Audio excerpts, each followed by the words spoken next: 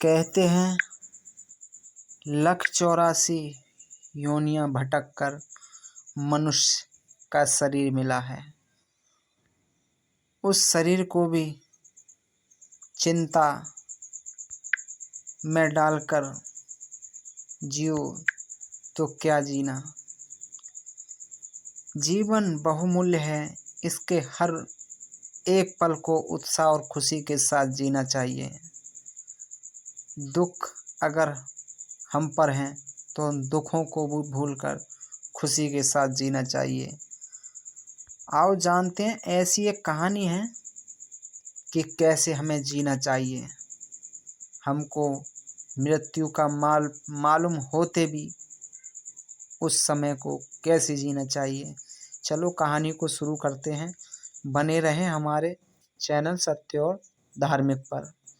हमारे चैनल पर पहली बार सुन रहे हैं इस कहानी को तो चैनल को सब्सक्राइब कर लें। कहानी को पूरा सुने और अंत तक सुने और कमेंट में भी अवश्य बताएं यह कहानी आपको कैसी लगी और क्या सीखा।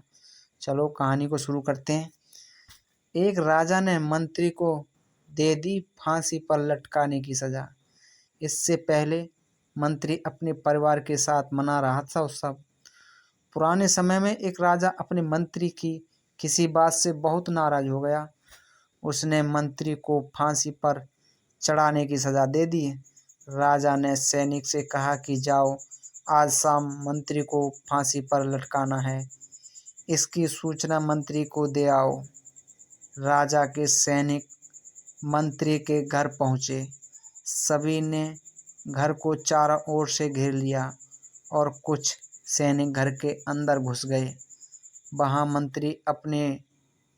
मंत्री और उसके रिश्तेदार मित्र उत्साह मना रहे थे क्योंकि मंत्री का जन्मदिन था। सैनिकों ने मंत्री और वहाँ सभी लोगों को राजा का आदेश बताया। यह सुनते ही सभी उदास हो गए, लेकिन मंत्री ने सभी को समझाया कि हमारे आज शाम तक का तो समय है ही, हमें हर एक पल को उत्साह के साथ जीना चाहिए।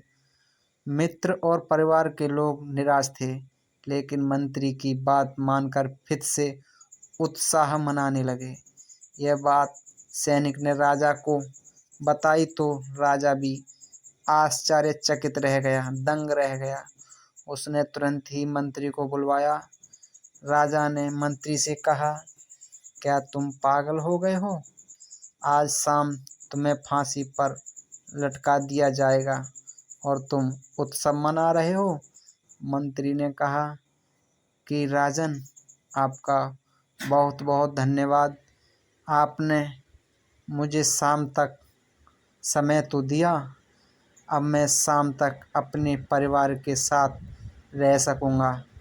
अगर मैं निराश होकर बैठ जाऊँगा तो परिवार के साथ रहने का ये समय बर्बाद हो जाएगा। इसीलिए मैं शाम तक का एक एक पल उत्साह और खुशी के साथ ही बिताना चाहता हूँ। यह बात सुनकर राजा बहुत खुश हुआ। उसने सोचा कि जो व्यक्ति जीवन के हर एक पल की कदर करता है, हर एक पल की कीमत जानता है, उसे मृत्यु दंड देना उचित नहीं है। उसने मंत्री की सज़ा माफ़ कर दी। सीख हमारे जीवन की यही है, हमें जीवन के पल पल का मूल्य समझना चाहिए।